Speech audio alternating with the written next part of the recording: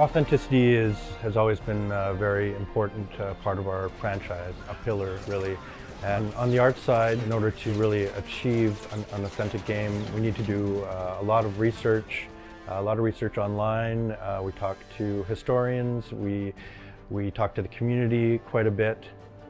Unlike Co. 1 and 2 in previous games, things like damage and wear and tear was kind of baked down into the vehicle. So you'd have your Panzer and it would have some grit and dirt, and that was just baked on the unit. What we're doing this time is we've actually invested heavily in this complex vehicle shader. And what that allows us to do, weathering, charring, and damage. So your vehicles are affected by the environment now. Over distance, when you're driving across the map with your Sherman tank, the type of dirt that you would see on the terrain is the same dirt that will start to appear on your vehicle. So from the ground up, that stuff will start to appear. The next aspect of that is the damage. We actually have regions defined on vehicle. High impact damage coming from artillery. You're going to start to see those bullet impacts showing up. You'll see the damage on your vehicle, depending on where you're hit. You know, when I'm looking at Co3 and ways that we can infuse story into our art, vehicles comes up a lot. For example, things like the attachments, accessories that we put on vehicles, from soldiers' helmets to backpacks, you know, bedrolls, that kind of thing. Effects art direction for COH3 is in the same vein as COH1 and COH2, but closer to the realism end of the spectrum instead of the Hollywood end of the spectrum.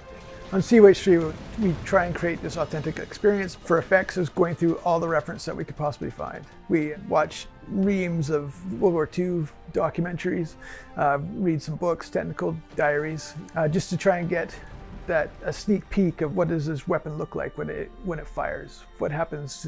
What does this explosion look like in real life?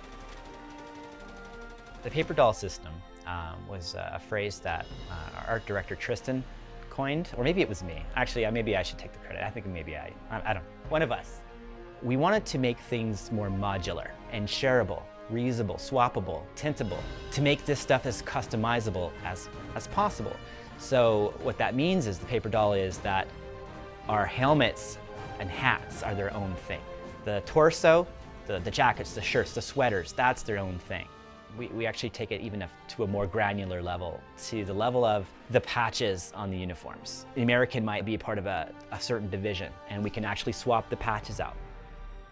We've put a lot of effort into our unit behaviors and reactions, which really means that units will react to events in the environment, like planes flying overhead, or if an enemy is close, their stance will change to become more tense. They will react to explosions, and small arms fire a lot more than they did in the past. All of the units interacting with the environment and the destruction really creates a living battlefield.